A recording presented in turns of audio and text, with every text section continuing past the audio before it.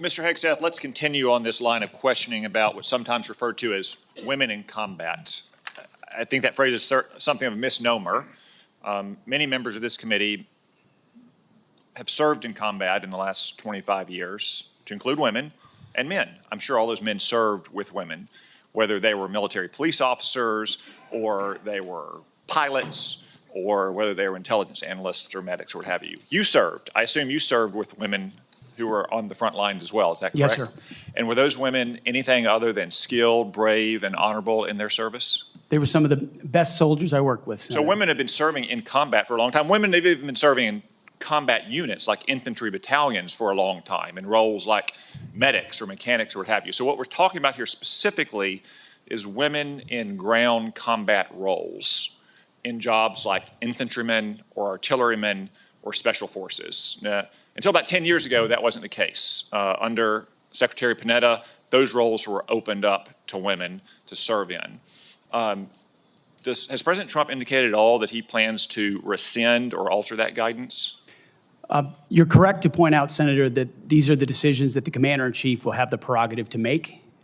He has not indicated to me that he has plans to change whether or not women would have access to these roles. However, I would point out, ensuring that standards are equal and high is of importance to him and great importance to me.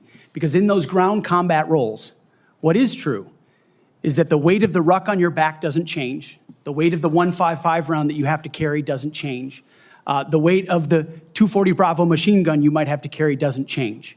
And so whether it's a man or a woman, they have to meet the same high standards. And Senator, in any place where those things have been eroded or in courses, criteria have been changed in order to meet quotas, racial quotas or gender quotas, that is putting a focus on something other than readiness, standards, meritocracy, and lethality. So that's the kind of review I'm talking about, not whether women have access to ground combat. Okay, so thank you. So you expect no change to that guidance, but as you point out, in these specific jobs, there are irreducible physical demands.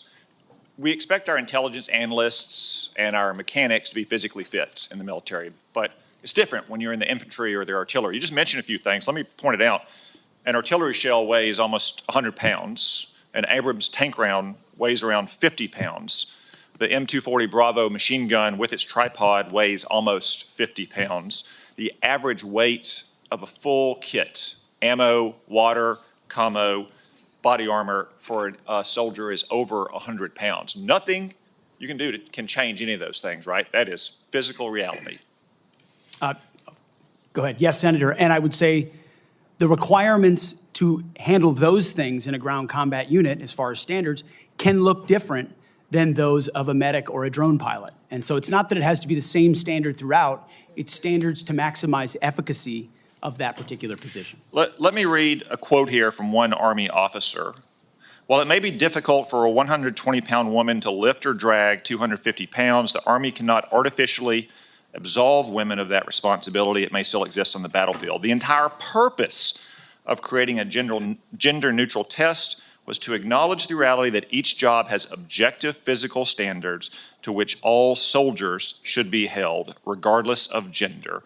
The intent was not to ensure that women and men will have an equal likelihood of meeting those standards. I assume, based on your testimony, you agree with that Army officer?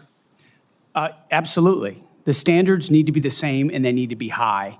And they need to be set by the people closest to the problem set, closest to the understanding of what is required by that job. Commanders, commanding officers, and COCOMs and elsewhere who understand the reality of what they face, that's the feedback we should get. That's what should be enshrined and enforced, and no other set of political prerogatives. When I talk about removing politics, ideological or political prerogatives should contribute to those determinations, nothing other than the execution of the mission. Thank you. For the record, that Army officer was Captain Kristen Griest, the Army's first female infantry officer and one of its first female Ranger School graduates. One final point, you said they need to be objective, gender neutral, and high. That's because the demands are, in fact, very high. The current physical fitness test for the Army has a minimum 2-mile run of 22 miles. Run. And I want the reporter to note that I'm putting run in air quotes because 22 miles at 2 miles is not running. It may be jogging. It's probably walking fast. Let's move on. Got a big 22 minutes. We've got a big audience here. Many of them seem to be patriotic supporters of you, Mr. Hegseth. Some of them seem to be liberal critics of you. I would note that it's only the liberal critics that have disrupted this hearing. As was my custom during the Biden administration, I want to give you a chance to respond to what they said about you. I think the first one accused you of being a Christian Zionist. I'm not really sure why that is a bad thing. I'm a Christian. I'm a Zionist. Zionism is that the Jewish people deserve a homeland in the ancient Holy Land where they've lived since the dawn of history. Do you consider yourself a Christian Zionist? Senator, I'm a Christian, and I robustly support the state of Israel and its existential defense, and the way America comes alongside them is their great ally. Thank you. Because another protester, and I think this one was a member of Code Pink, which, by the way, is a Chinese Communist front group these days, said that you support Israel's war in Gaza. I support Israel's existential war in Gaza. I assume, like me and President Trump, you support that war as well, don't you? Senator, I do. I support Israel destroying and killing every last member of Hamas. And the third protester said something about 20 years of genocide. I assume that's our wars in Iraq and Afghanistan. Do you think our troops are committing genocide in Iraq and Afghanistan? Senator, I do not. I think our troops, as you know, as so many in this committee know, did the best they could with what they have. We're not the outcomes. And tragically, the outcome we saw in Afghanistan under the Biden administration put a stain on that, but it doesn't put a stain on what those men and women did in uniform, as you know full well, Senator. Thank you, Mr. Hegseth.